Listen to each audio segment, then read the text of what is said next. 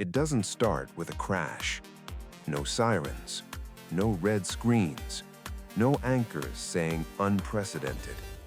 The 2026 market reset starts quietly, with markets near all-time highs, with unemployment still manageable, with headlines telling you everything is fine. That's the uncomfortable part, because resets don't announce themselves anymore. They emerge while everyone is distracted by the wrong story. Right now, the story is optimism, AI productivity, rate cuts coming soon, a soft landing that somehow keeps getting softer. But beneath that story, the math is tightening. And markets don't reset because of panic. They reset because the math stops working. Let's rewind. Every market cycle has a lie at its center. In the 1990s, it was that profits didn't matter. In the 2000s, it was that housing prices couldn't fall. In the 2010s, it was that central banks could fix anything. The 2020s have their own version. The idea that high debt doesn't matter as long as growth eventually shows up. That idea is now being tested in real time. After 2020, governments didn't just borrow, they rewired how markets function.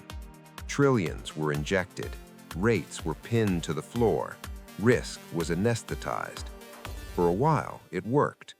Asset prices rose, volatility disappeared. Everyone felt smarter. But borrowing from the future has a cost. And in 2024, the bill started arriving. Interest rates didn't just go up, they stayed up. That's the part most people missed. Markets were built on the assumption that higher rates were temporary, a pause, a detour. Instead, they became the new terrain, and that changes everything. Here's the simple version. Modern markets run on refinancing. Governments roll debt. Corporations roll debt. Households roll debt. Very little ever gets paid off. It just gets replaced. That system only works when tomorrow is cheaper than today. In 2026, tomorrow isn't cheaper anymore. Look at the timeline. Between 2025 and 2027, a massive wall of debt comes due. Government bonds, corporate loans, commercial real estate, all priced for a world that no longer exists. These debts don't explode immediately. They suffocate slowly. Each refinance costs more. Margins shrink. Budgets tighten. Nothing dramatic happens at first, just quiet pressure.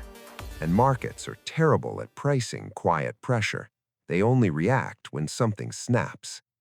That snap doesn't come from stocks first. It comes from cash flow. Governments feel it when interest consumes budgets. Companies feel it when debt eats earnings. Banks feel it when assets stop rolling smoothly. And here's where the irony kicks in. The very stability people are celebrating is the one that makes the reset more dangerous. Low volatility encourages leverage. Confidence encourages concentration. Everyone crowds into the same trades, so when pressure finally breaks through, there's nowhere to step aside. Now layer in the hype. AI is real. Productivity gains are real. But markets aren't pricing reality. They're pricing perfection. They're assuming growth arrives fast enough to outrun debt costs. That's a very specific bet, and history doesn't love it. Productivity revolutions take time. Infrastructure takes time. Workforce adaptation takes time. Debt charges don't wait. They compound every year. So what happens in a reset like this? Not a 2008-style collapse, not a 2020-style freefall, something colder. Valuations compress, not overnight, over quarters. Earnings disappoint quietly. Guidance gets vague. Buybacks slow. Investors don't panic, they recalibrate. And recalibration is brutal, because it doesn't feel like a crisis, it feels like disappointment. The market stops rewarding hope and starts demanding proof. That's when narratives die. You'll hear phrases like long-term story still intact and temporary headwinds. Those are the sound of denial negotiating with math. The reset isn't about prices falling, it's about expectations shrinking. And shrinking expectations hurt more than crashes, because there's no single moment to point to, no villain, no rescue button. Which brings us to central banks. The old playbook says they step in, cut rates, add liquidity, restore confidence. But the old playbook assumes inflation is tamed. In 2026, that assumption is fragile. Inflation doesn't need to surge, it just needs to refuse to die. And even mild inflation ties policymakers' hands. Cut too fast and credibility erodes. Wait too long and growth stalls. That tension doesn't explode, it paralyzes. And markets hate paralysis. So instead of a crash, you get erosion. Real returns fall behind inflation. Assets drift sideways in nominal terms while quietly losing purchasing power. That's the reset most people don't recognize until years later. The wealth didn't vanish, it just stopped growing. And that's when behavior changes. Consumers pull back, companies delay investment, governments promise fixes they can't fund. The system doesn't break, it tightens. This is where the risks widen. Commercial real estate struggles, not because offices vanish overnight, but because refinancing doesn't pencil out. Regional banks feel pressure, not through runs, but through margins. Emerging markets wobble, not from crisis, but from capital slowly flowing home. None of this makes headlines until it does.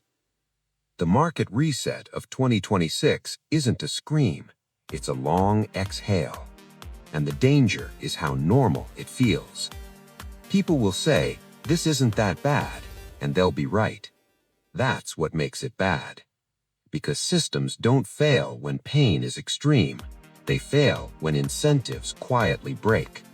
When risk no longer pays, when patience runs out, when trust erodes 1 basis point at a time. So here's the uncomfortable question. What happens to a market built on infinite patience when patience becomes expensive? What happens to optimism colliding not with fear, but with arithmetic? The reset doesn't end with a bottom, it ends with a realization that growth isn't guaranteed, liquidity isn't free, and stability has a cost. The 2026 market reset won't look dramatic in the moment, but years from now, people will look back and say, that's when the rules quietly changed. The only question is who notices while it's happening.